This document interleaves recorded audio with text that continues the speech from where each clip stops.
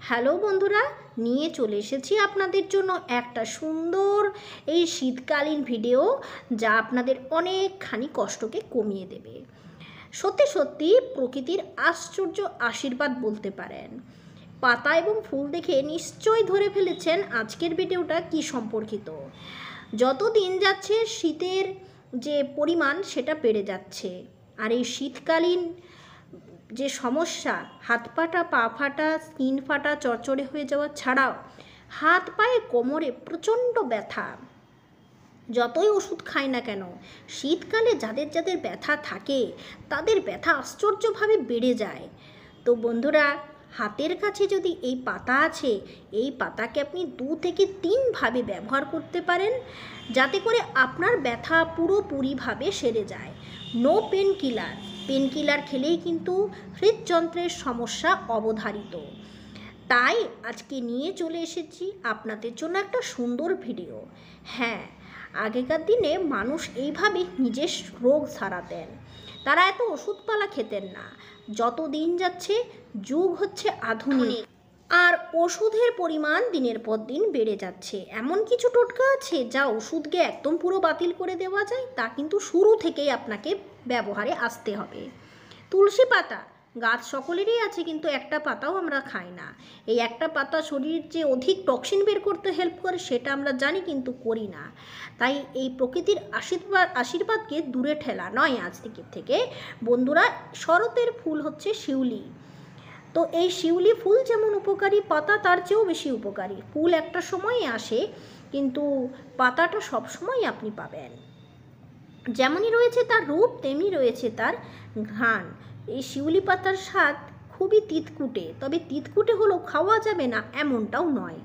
এই পাতার রস সেবনে কাশির সমস্যা কমতে থাকে। শীতকালে যেগুলো সব থেকে বেশি হয়, ঘুষঘুষে জ্বর, হাতে পায়ে গাঁঠে প্রচণ্ড ব্যথা, কামড়ে কামড়ে ব্যথা, তারপর শরীর দুর্বল হয়ে যাওয়া, ব্যথার চোটে হাঁটতে না পারা। বন্ধুরা, শরীরে টক্সিন ক্লিয়ার করে তুলসী পাতা। তাই খালি মুখে একটি থানকুনি কিংবা তার পরিবর্তে তুলসী পাতা অবশ্যই খান। গবেষণা অনুযায়ী রোগ সৃষ্টিকারী ব্যাকটেরিয়া প্রতিরোধে কাজ করে শিউলি পাতার রস। এই পাতায় রয়েছে অ্যান্টিঅক্সিডেন্ট ও অ্যান্টি ইনফ্লেমেটরি উপাদান। এই দুটি উপাদান রোগ প্রতিরোধে সাহায্য করে। বন্ধুরা, আদা আমি একটু গ্রেড করে নিয়েছি। এই আদা মিশিয়ে দিচ্ছি এই শিউলি পাতার সাথে। এখানে বড় কাপের 1 কাপের মতো জল নিয়েছি, কিছু নিয়েছি তুলসী পাতা, কিছু নিয়েছি শিউলি পাতা, তার সাথে নিচ্ছি তেজপাতা।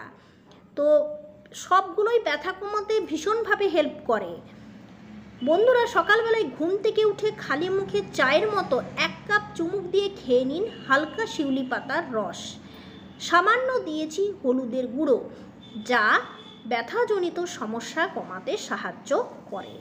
ঠান্ডাজনিত সমস্যায় ভুগলে খেতে পারেন শিউলি পাতার রস। নিয়মিত 2 চামচ পরিমাণ পাতার রস হালকা গরম করে খেলে এই সমস্যায় উপকার পাবেন। ভালোভাবে ছেঁকে নেন, এর সাথে মধু, লেবুর রস মিশিয়ে খান। যাদের ডায়াবেটিস আছে তারা কিন্তু মধুটা নেবেন না।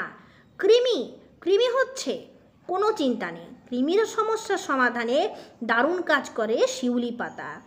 এছাড়া মেদ পর্যন্ত কমাতে সাহায্য করে। কিভাবে মেদটা কমাবেন?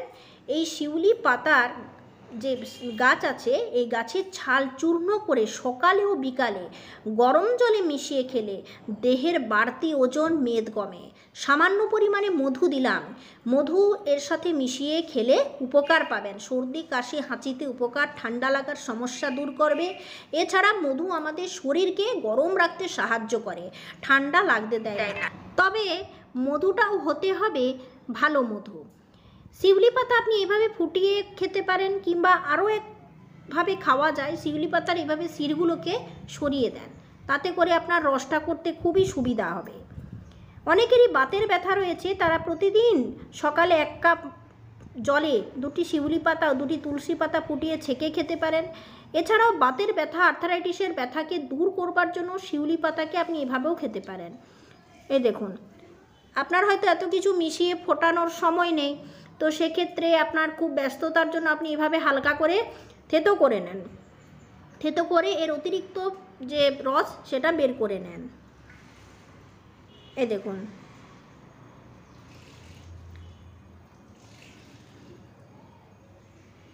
শরতের ফুল হচ্ছে শিউলি, কিন্তু পাতা আপনি সব সময় পাবেন।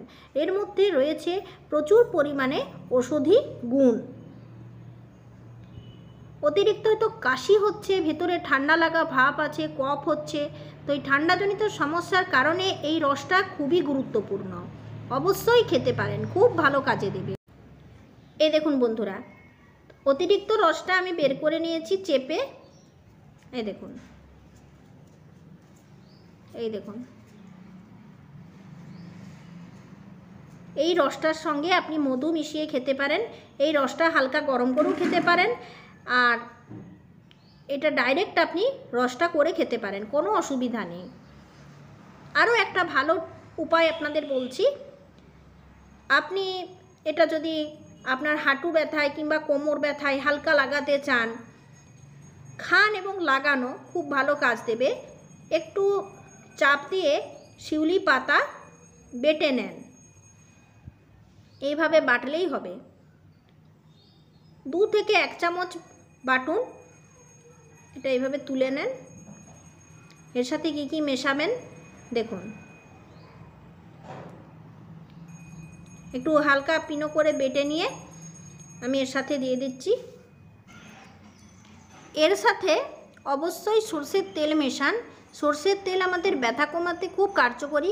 সরষের তেল ভালোভাবে ঘষে না মাখলে হাঁটু কোমরে ব্যথা বেড়ে যায় এবং একই রয়ে যায়।